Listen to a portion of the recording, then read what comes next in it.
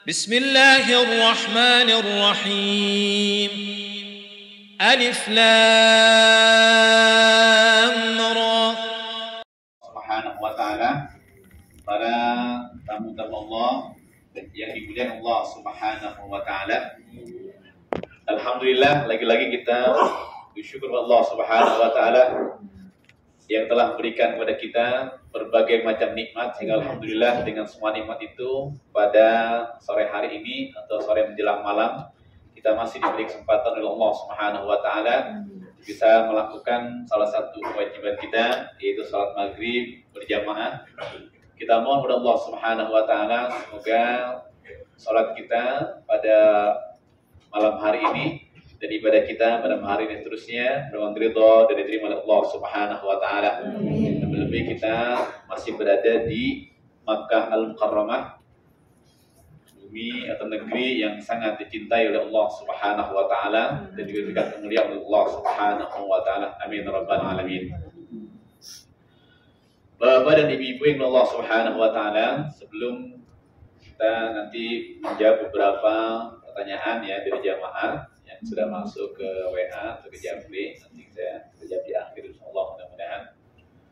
Pada malam hari ini saya ingin menyampaikan salah satu di antara doa Nabiullah Ibrahim alaihissalam ketika beliau diperintahkan oleh Allah Subhanahu wa ta'ala untuk berdakwah dan meninggalkan kota Mekah dan meninggalkan anak dan istrinya berada di kota Mekah yang sekarang disebut dengan kota Mekah.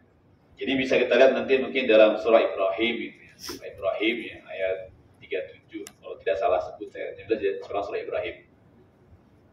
Rabbana inni askantu min dzurriyyati biwadin ghairi dzi zar'in inda baitikal muharram.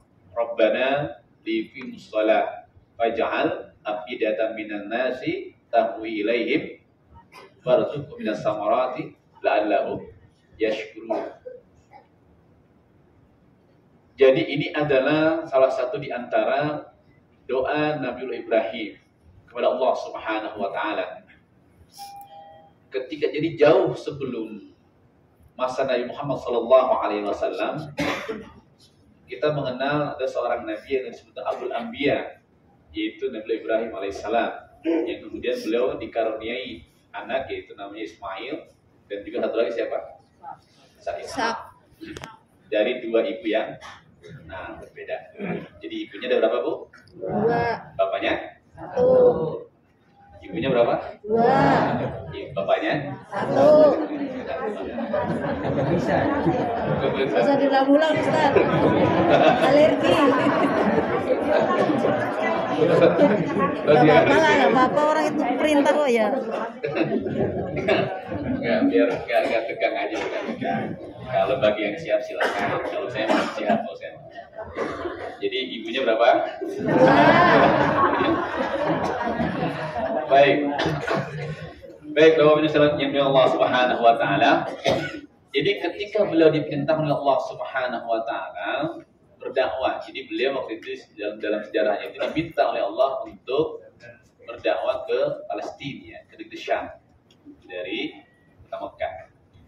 Ketika itu beliau ketika meninggalkan Siti Hajar ya alaihissalam, karena yang ditinggal waktu itu adalah ibunya siapa? Anaknya siapa? Ismail dan ibunya Siti Hajar. Ketika mau ditinggalkan, maka kemudian Siti Hajar itu bertanya kepada Nabi Ibrahim, apakah engkau akan meninggalkan kami di tempat yang tandus, yang tidak tumbuh-tumbuh, yang tidak sama sekali tidak ada tumbuh-tumbuhan, bahkan tidak ada orang. Bahkan digambarkan dalam tafsir Ibnu Katsir itu, dalam Baju Tafsir Tabaris dijelaskan itu nggak ada apa-apa di situ, nggak ada pohonan, nggak ada apa. Jadi Mekah itu tidak seperti sekarang, nggak ada air. Jadi beliau mengatakan, ya Ibrahim, apa kau akan meninggalkan kami dalam kondisi seperti ini gitu. Terus ditanya, Allahu amaruka bihadza, apakah Allah yang memerintahkanmu dengan perbuatan seperti ini? Nah itu coba, yang gitu kan. Artinya seorang istri ketika suaminya mau pergi kan dia gitu. Apalagi ditinggalinnya nggak ninggalin duit sama duit dibawa semua suaminya. Terus sekarang alhamdulillah kan istri dibawa haji. Jadi istri dibawa, ATM-nya dibawa, dompetnya semua dibawa sekarang. Siapa yang pegang Pak? Istri yang pegang istri. Pengalaman pribadi. Ya. Nah, ditanya apakah Allah yang memerintahkan kau melakukan seperti ini? Dijawab dari Ibrahim, dijawabnya. Nah, iya. Apa jawaban Siti Hajar? Apa jawabannya, Bu? Belum bisa percaya sama Allah gitu. Gitu apa? Ya. Beliau menjawabnya, kalau memang ini perintah Allah Subhanahu wa taala, maka idzan la yudhi'una. Kalau memang itu adalah perintah Allah Subhanahu wa taala, lakukan wahai suamiku, maka Allah Subhanahu wa taala tidak akan menyia-nyiakan kami. Kata beliau gitu, kata Siti Hajar. Kalau memang ini adalah perintah Allah Subhanahu wa taala, maka silakan pergi. Karena Allah tidak mungkin akan menyia-nyiakan kami. Ya, kata beliau istrinya begitu. Maka setelah menjawab itu, Nabi Ibrahim terus berjalan dan tidak lagi menengok ke belakang. Begitu sudah jauh dan tidak terlihat lagi oleh Siti Hajar, maka beliau kembali dan menghadap ke Ka'bah itu. Dan beliau baca doa ini. Rabbana inni askantu min dzurriyyati biwadin ghairi dzi zar'in 'inda baitikal muharram. Doanya ini dibaca oleh beliau. Jadi beliau begitu sudah Siti Hajar nggak melihat lagi dan sudah kehilangan, beliau balik dan menghadap ke kiblat. Beliau membaca Rabbana ya Allah ya Tuhan kami, inni askantu, saya tinggalkan keluargaku. Inni askantu, saya tinggalkan keluargaku tuh. Berarti istri dan anaknya. Biwadin ghairi dzi zar'in, di sebuah telaga yang tidak tumbuh tanaman. Biwadin ghairi dzi zar'in. Jadi wadi, telaga yang enggak tumbuh-tumbuhan. Maka Mekah itu kan betul begitu ya. Begitu. Maka kita pernah dengar kan sejarahnya Ka'bah itu pernah banjir kan? Dia pernah banjir karena betul begitu. Disebutnya wadi, telaga. Namun kata dijelasin ghairi dzi zar'in, enggak ada tumbuh-tumbuhan, gersang. Bahkan di dalam riwayatnya itu memang tidak ditinggalkan apa-apa. Ada yang mengatakan beliau hanya ditinggalkan satu ember air katanya. Kata di dalam riwayat yang lainnya. Dan juga sedikit dari makanan itu. Jadi memang di itu bahkan digambarkan juga nggak ada orang di situ. Meninggalkan istri dan anaknya di tempat yang tandus dan nggak ada orang. Namun yang menjadi pemikiran yang sangat positif dari Nabi Ibrahim adalah ketika inda baitikal muharram. Walaupun itu tempat yang tandus, tempat nggak ada orang, nggak ada air, namun inda baitikal muharram dekat dengan baitika, dengan Ka'bah Musharrafah. Ini artinya dekat satu tempat atau satu wilayah yang itu di situ ada Ka'bah yang kau muliakan. Jadi kata beliau, saya punya keyakinan karena ini adalah perintah Allah Subhanahu wa taala, walaupun dia anak cucuku aku tinggalkan di sini, namun di sini dekat rumah Allah. Kalau sekarang kita mungkin dekat masjid, ya. Kalau kita dekat masjid, maka beruntunglah bagi para jamaah yang rumahnya dekat masjid. Jadi jangan merasa terganggu kalau dengar azan. Kalau dengar azan segera bangun, segera sholat. Makanya alhamdulillah kita di sini ada sallu. Alhamdulillah kan. Sallu orang yang mana gitu. Sallu. Alhamdulillah. Jadi kayak gitu. Nah kata doanya begitu. Jadi inda baitikal muharram. Nah kemudian kenapa liyuqimus shalah? Karena ini dekat masjid, dekat rumahmu, agar mereka itu mudah melaksanakan sholat. Coba kita bayangkan, di zaman Nabiullah Ibrahim itu sudah disebut kata sholat. Padahal kita tahu sholat 5 waktu itu diwajibkan kapan? Di zaman siapa? Zaman Rasulullah. Tapi kata sholat itu di dalam Al-Quran sudah disebut ketika Allah menceritakan tentang sejarah dakwahnya Nabi Ibrahim. Sudah disebut itu, kata sholat. Kata Allah, liyuqimus shalah, agar mereka bisa atau dapat mendirikan sholat. Maka nanti dari ayat inilah para ulama mengambil hukum istinbat begitu pentingnya sholat di dalam agama Islam. Sehingga sebetulnya sholat itu sudah diwajibkan juga oleh umat terdahulu. Cuma bentuknya saja yang kita nggak tahu. Bentuknya tidak dijelaskan di dalam Al-Quran seperti apa sholat Nabi Ibrahim, seperti apa sholat Nabi Ismail dan sebelumnya. Namun bentuknya salat, walaupun nanti kata salat bisa bermakna doa, bisa bermakna ibadah lain. Namun di sini dibentuk liyuqimu shalah agar mereka bisa mendirikan salatnya. Kata salat itu sudah muncul sejak jauh sebelum masa Nabi Muhammad sallallahu alaihi wasallam. Maka nanti dari beberapa ayat itu dikumpulkan oleh para ulama untuk menunjukkan begitu pentingnya nilai salat. Maka salat itu sudah disebut oleh Allah Subhanahu wa taala ketika menceritakan nabi-nabi sebelum Nabi Muhammad. Nah, dari sinilah kemudian ketika kita ingin beribadah kepada Allah Subhanahu wa taala, maka satu hal yang perlu kita catat adalah kita harus tahu betul tentang pentingnya ibadah tersebut terhadap diri kita. Jadi agar kita mempunyai nilai penting. Jadi kalau kita merasakan sholat penting bagi kita, maka akan kita jaga itu. Kan begitu ya? Bapak dan Ibu, kalau umpamanya merasa penting istrinya, dijaga nggak? Jaga. ATM-nya dikasih, dompetnya dikasih, kan gitu. Kenapa? Merasa penting kan gitu ya. Kalau kita bayangkan nih, kita sekarang pergi haji, kemudian kita tinggalkan kan harta benda kita di rumah. Mungkin ibu-ibu ada yang meninggalkan emas 20 kilo maunya di rumah. Umpamanya gitu kan, atau 10 kilo ditinggalkan di rumah itu. Coba bayangkan tuh, ditaruh di mana Pak kira-kira itu emasnya? Taruh di mana kira-kira itu? Berangkas. Wah, atau punya emasnya banyak-banyak lah, 1 kilo lah, atau bentuk itu lah, atau dalam bentuk itu. Biasanya ditaruh di bank atau disimpan di bank atau mungkin di tempat-tempat yang rapi. Kenapa kita taruh di tempat yang rapi? Karena kita tahu nilainya, gitu kan ya? Kita tahu kita punya uang 1 miliar, mungkin nggak taruh di rumah, kayaknya enggak ya. Kecuali takut di PK kali. Iya, itu kita simpan di mana? Di bank, karena kita yakin bank itu bisa menjaga uang kita. Kenapa begitu? Karena kita tahu nilainya. Maka kita jaga betul itu. Kita taruh dalam rumah yang kita kunci, dalam rumah atau dalam kamar kita kunci lagi. Ada kamar dalam lemari kita kunci lagi. Kunci dalam lemari ada kotak kita kunci lagi. Di dalam kotak ada kotaknya lagi, kita kunci lagi itu. Karena kita tahu itu barang yang begitu berharga. Maka kita jaga luar biasa kan begitu. Nah, maka ketika kita merasa satu ibadah itu penting, maka kita menjaganya begitu.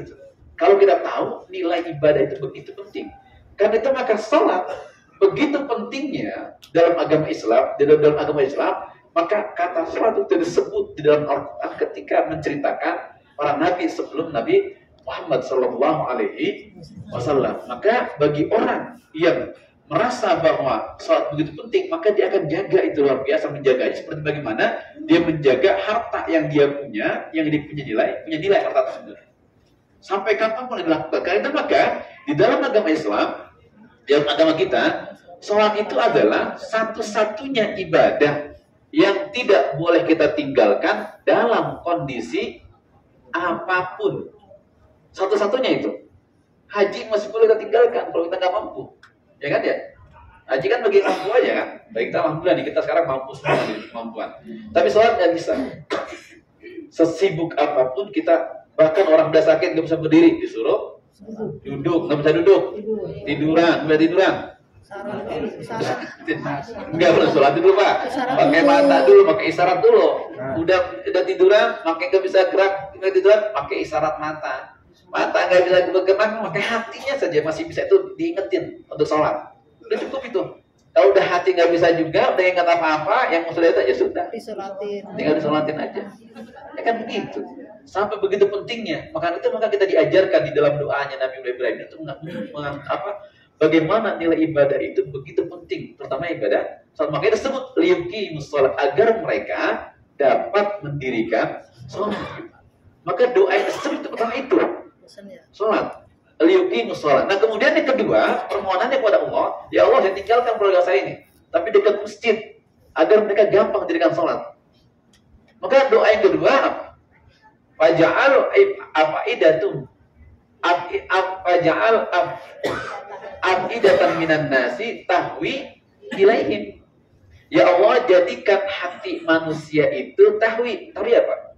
Cenderung cinta kepada saya, kepada mereka, pada keluarga saya. Ya Allah, ini saya tinggalkan anak saya ini, tempatnya tandus, enggak saya tinggalkan bisnis, enggak saya tinggalkan warisan, banyak begitu kalau sekarang. Tapi saya tinggalkan dia menjadi anak-anak yang soleh. Saya tinggalkan menjadi anak-anak yang berbakti kepada orang tua dan juga kepada negeri dan bangsanya. taat kepada orang tua. Jadi anak saya tinggalkan anak-anak yang cerdas secara ilmu dan intelektualnya. Ilmu atau intelektualnya juga kecerdasan emosionalnya. Dan juga ibadahnya bagus.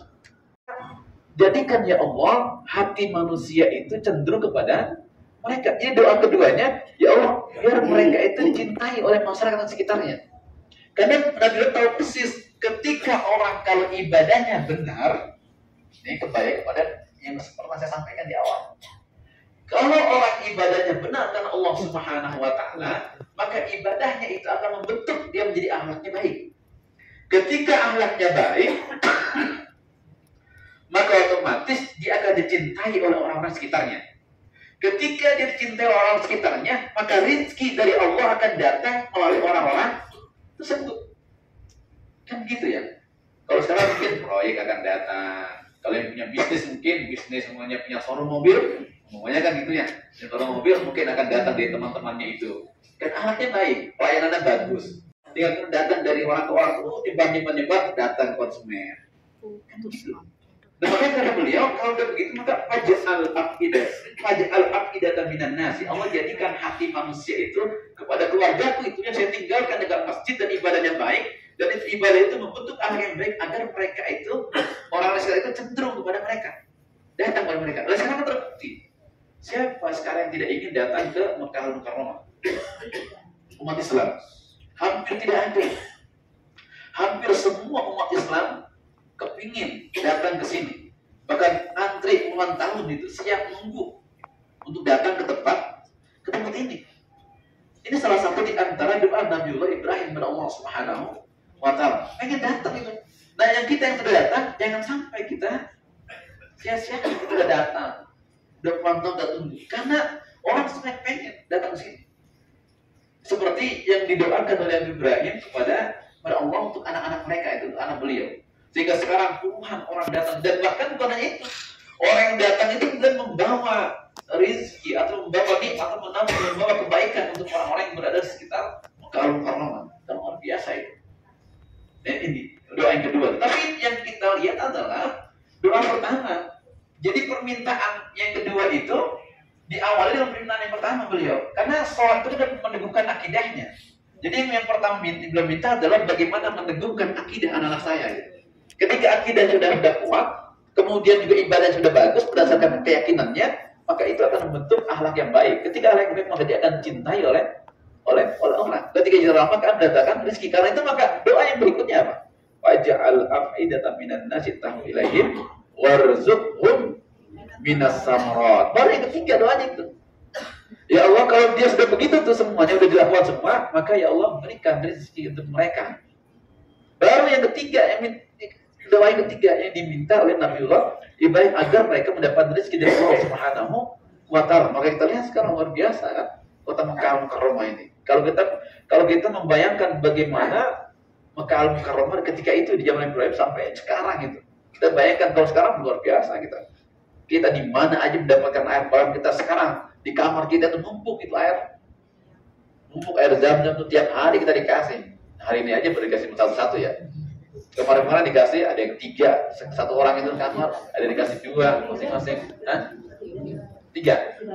Masih banyak, luar biasa sekarang, luar biasa. Pada dulu zaman Ibrahim, zaman Ibrahim tidak ada air itu keberkahan air zam-zam yang kemudian yang dari doa itu yang kemudian telah ditinggalkan oleh suaminya, beliau mencari air itu nanti akan muncul yang air zam-zam sekarang kita nikmati itu, yang kita nikmati luar biasa sampai sekarang masih ada dari zaman Ibrahim. Nah kemudian akhirnya beliau mengatakan agar apa? Mereka sudah sholatnya bagus, ibadahnya bagus, dicintai oleh masyarakat, rezeki sudah ada. Nah tadi ujungnya la'allahu yashkur, agar mereka bisa bersyukur kepada Allah Subhanahu wa Ta'ala. Itu ujungnya itu tuh, agar mereka bisa bersyukur kepada Allah Subhanahu wa Ta'ala atas nikmat yang sudah Engkau berikan kepada keluargaku. Apa yang ingin disampaikan pada pertemuan kali ini? Yang ingin disampaikan adalah bagaimana kita melihat kota Mekah sekarang kalau kita bandingkan dengan kota Mekah di zaman dahulu. Jadi kalau kita bawa ke sana ke dalam sejarah tentang adanya kota Mekah dan sampai Ka'bah Al-Musarrafah yang ada itu. Artinya begitu banyak nikmat yang Allah berikan kepada kita ini, kepada umat Islam khususnya, yang diberikan kesempatan oleh Allah Subhanahu wa Ta'ala untuk bisa menelusuri atau juga mengikuti jejak jejak para nabi, para rasul yang telah diutus oleh Allah Subhanahu wa taala, yang mereka semua memuliakan, khususnya adalah Ka'bah Syarifah itu yang sudah sampai kepada kita. Agar apa tujuannya? Agar kita bisa bersyukur kepada Allah Subhanahu wa taala atas nikmat yang sudah Allah berikan kepada kita. Jangan sampai kita menjadi orang-orang yang kufur terhadap nikmat yang Allah berikan kepada kita. Nah, sekarang kan nikmat yang diberikan kepada kita yang luar biasa ini. Kita diberikan kesempatan untuk menziarahi dua kota suci, Mekah dan Madinah, atau Madinah dan Mekah. Ini nikmat yang perlu kita syukuri kepada Allah Subhanahu wa taala. Kalau kita mungkin bayangkan bagaimana jutaan orang yang ingin berkunjung ke sini gitu.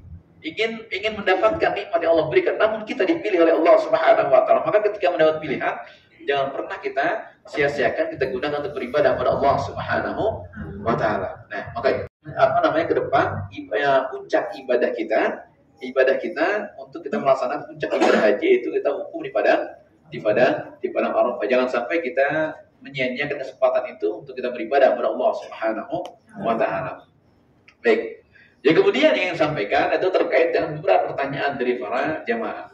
Di antara pertanyaannya adalah terkait dengan ibadah yang kita lakukan. Ustaz, gimana hukumnya salaman setelah sholat? Kalau masih ada yang nanya begini. Hukumnya gimana itu salaman setelah sholat? Saya baca sholawat, sallallahu ala Muhammad salaman itu. Nah, itu ya. Jangan katanya itu bukannya hal yang bid'ah, katanya enggak boleh itu kan. Karena enggak pernah jawab Rasulullah, amin begitu kata Allah. Jadi ada sebuah hadis karena biasanya orang begini pengen dalil. Saya kadang agak segan saya ngelain dalil.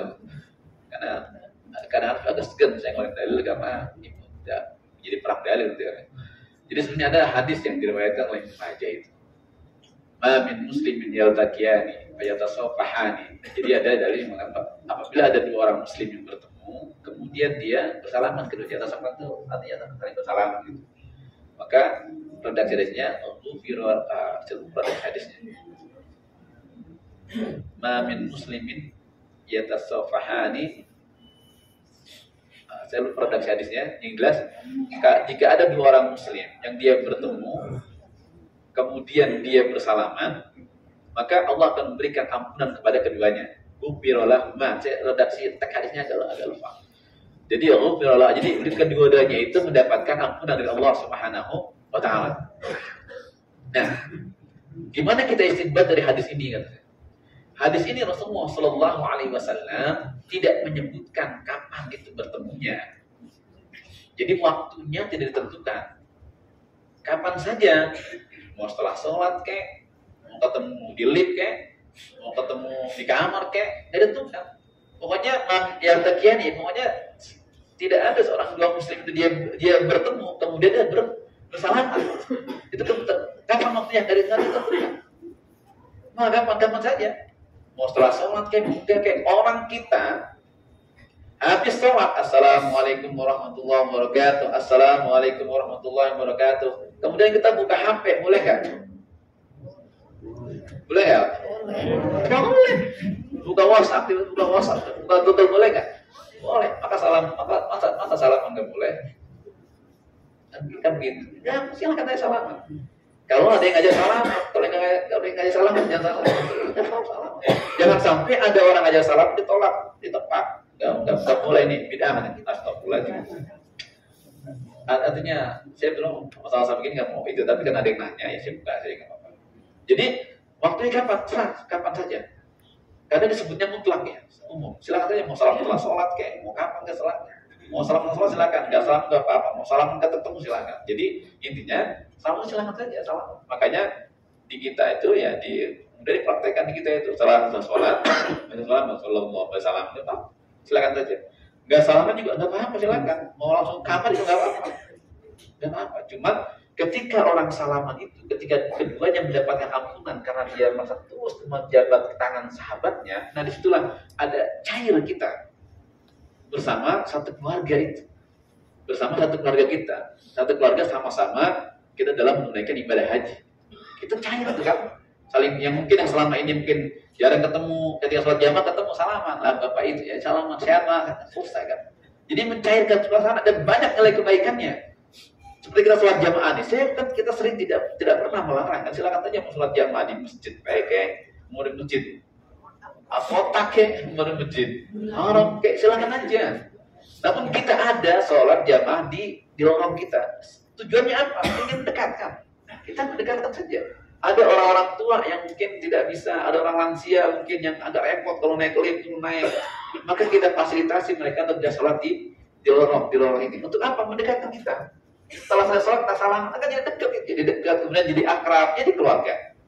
Sesuatu yang tadinya tidak cair menjadi cair, menjadi saling mengenal. Kemudian ada satu permasalahan, saling mencari solusinya. Nah itu jadi pertemuan itu menimbulkan, itu disebut dengan keberkahan di dalam kita. Itu ya saling bersalaman itu. Jadi banyak nilai kebaikannya.